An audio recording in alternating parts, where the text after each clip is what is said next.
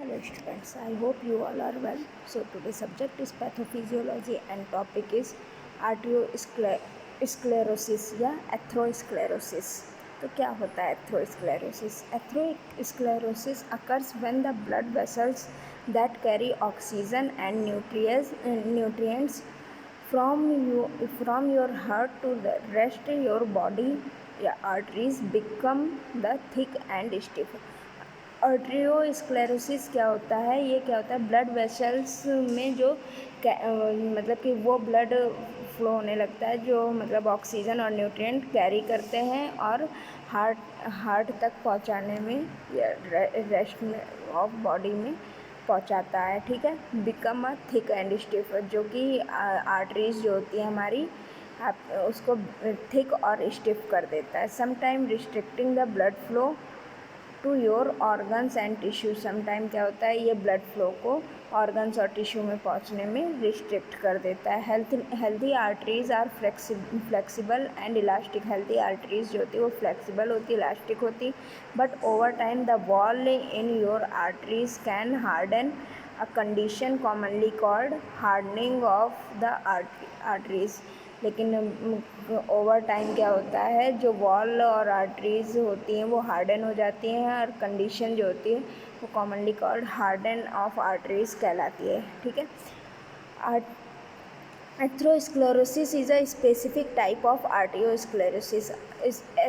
Atherosclerosis क्या है? एक आर्टियोस्क्लेरोसिस का स्पेसिफिक टाइप है, but the term are sometime used interchangeably. But क्या होता है, समटाइम क्या होता है, ये टर्म जो है इंटरचेंजेबली यूज़ किया जा सकता है. Atherosclerosis refers the buildup of fats. Atherosclerosis में क्या होता है, इसमें फैट्स का बिल्डअप होता है. Cholesterol and other substance in and on your artery walls.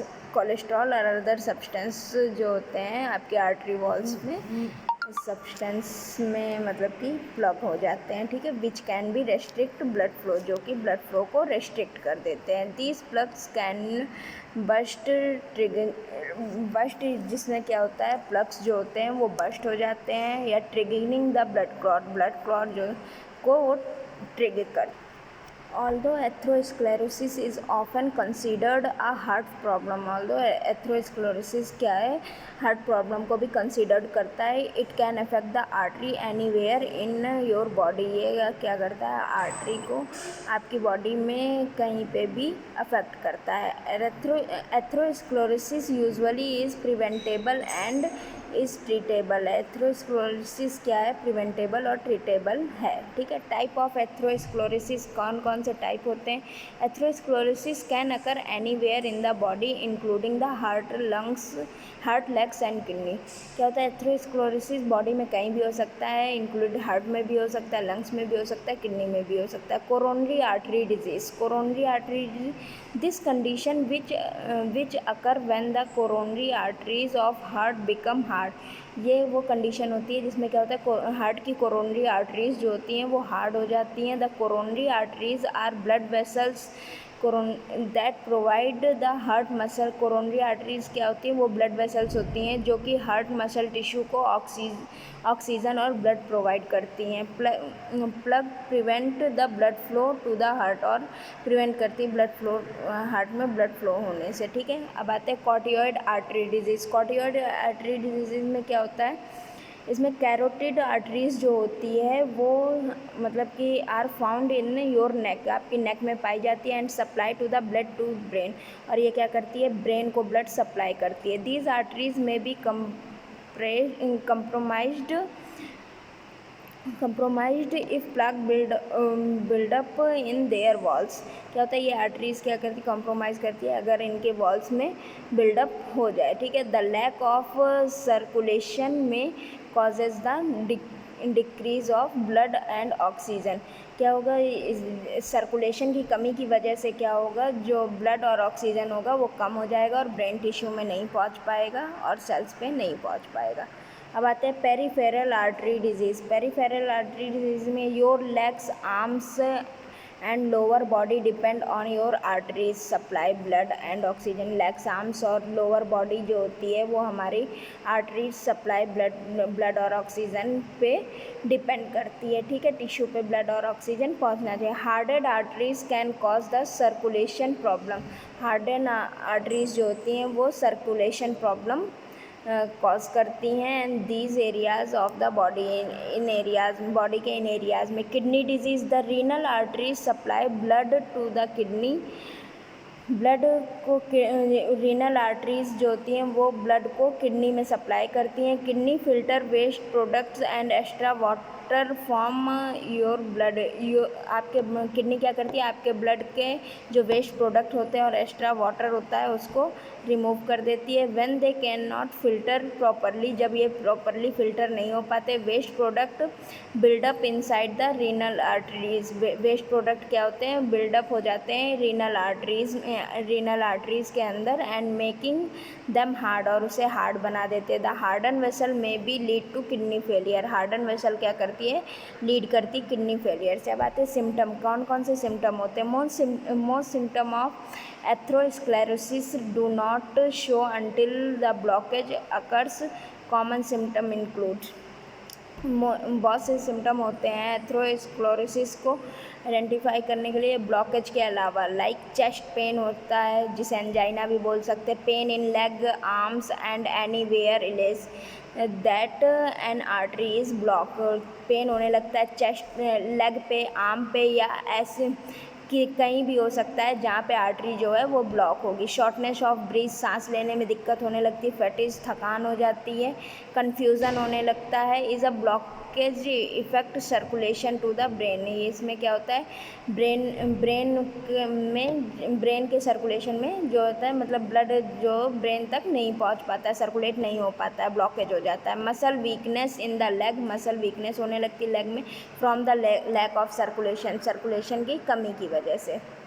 फिर आते हैं एपिडेमियोलॉजी। एपिडेमियोलॉजी में क्या है, despite advance in medical interventional and surgical treatment, इसके medical interventional and surgical treatment भी है। Atherosclerotic disease remains most important cause of death, इसका मोस्ट इम्पॉर्टेंट कॉज होता है डेथ, इससे डेथ भी हो सकती है। In develop of underprivileged nation, ये अंडर प्रिविलेज नेशन के अंतर्गत डेवलप होती है। In United State alone coronary artery disease causes approximately 1 of every 6 death. क्या होता है कि यूनाइटेड स्टेट्स में ये जो है कोरोनरी आर्टरी डिजीज़ की वजह से 1 से 6 डेथ हो सकती हैं। Accounting to more than 4 lakh death annually, accounting to more than 4 lakh से ज़्यादा डेथ एनुअली हो सकती है। Each year is estimated 7,85,000 Americans and have initial myocardial infection and 4,70,000 Americans have the recurrent attack, ठीक है। 7,85,000 अमेरिकन जो है मायोकार्डियल इन्फेक्शन से मतलब कि इनिशियल उन्हें मायोकार्डियल इन्फेक्शन हो जाता है, और 4,70,000 अमेरिकन जो है वो करंट अटैक से ग्रसित हैं, ठीक है। The prevalence and severity of atherosclerosis among the individual and group is related to the several risk factor. Now major risk factor कौन कौन से, नॉन मॉडिफेबल और मॉडिफेबल। नॉन मॉडिफेबल में क्या है, increasing age, male gender, family history, genetic abnormalities. और modifiable में क्या है, हाइपर लिपिडीमिया हो सकता है, हाइपर टेंशन और सिगरेट स्मोकिंग की वजह से, और डायबिटीज़ और सी रिएक्टिव प्रोटीन की वजह। एडिशनल रिस्क फैक्टर कौन कौन से, inflammation, hyperhomocysteinaemia, metabolic syndrome, lipoprotein factor affecting haemostasis and stressful lifestyle and obesity. Now screening and diagnosis, कैसे डायग्नोस किया जा सकता है, इसे इलेक्ट्रोकार्डियोग्राम के थ्रू डायग्नोस किया जा सकता है, ठीक है। और स्ट्रेस टेस्ट के through, like blood to heart के थ्रू, ठीक है। कोरोनरी एंजियोग्राफी के थ्रू इसे डायग्नोस किया जा सकता है, ठीक।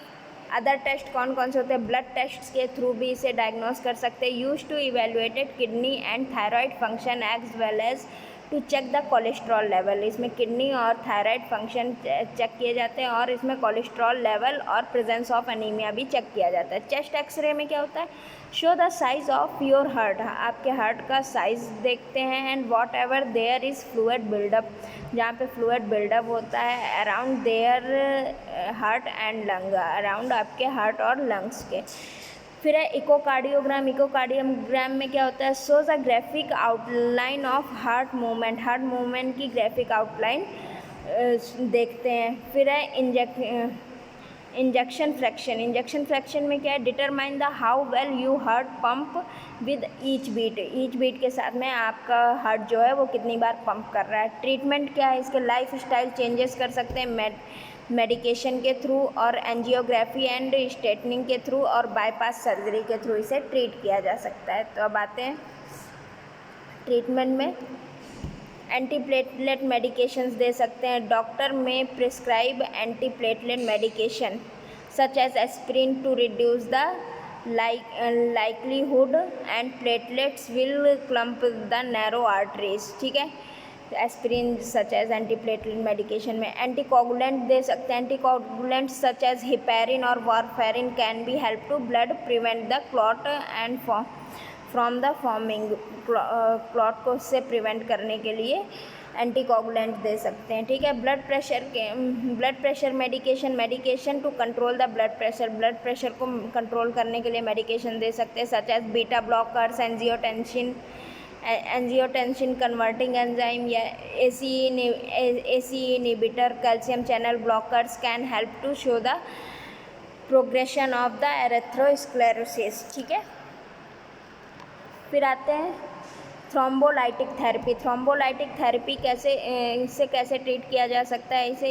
If you have artery that block by the blood clot, अगर आपकी आर्टरी है जो कि ब्लड से क्लॉट हो चुकी है, ब्लॉक हो चुकी है ब्लड क्लॉट की वजह से, और डॉक्टर में insert clot dissolving drug into your artery, जो डॉक्टर होगा वो क्लॉट को डिज़ोल्व करेगा आपकी आर्टरी में किसकी हेल्प से? ड्रग की, डिज़ोल्विंग ड्रग की वजह हेल्प से। ठीक है, and point of clot to break it up, और पॉइंट लेके क्लॉट को ब्रेक कर दिया जाएगा। बाईपास सर्जरी के थ्रू भी your doctor may create graft bypass using vessel from another part to your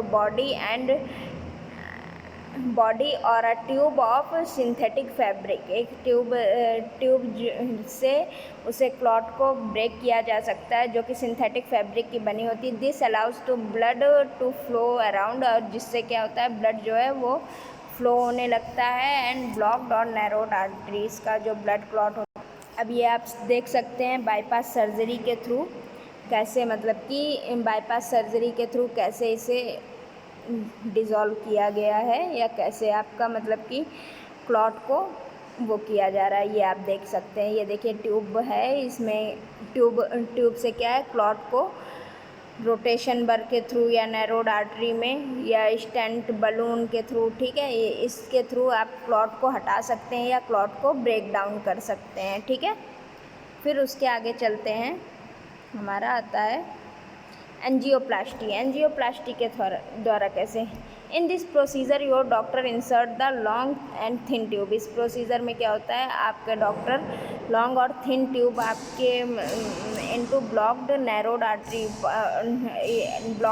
arteries में मतलब एंटर कराता है। और फिर क्या होता है,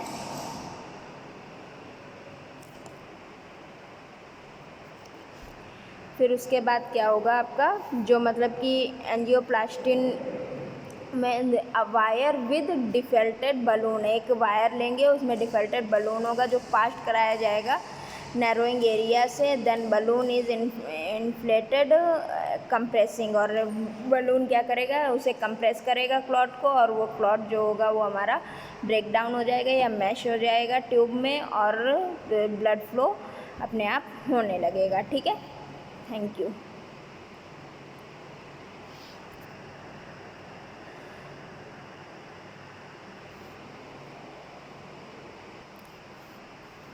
थैंक यू।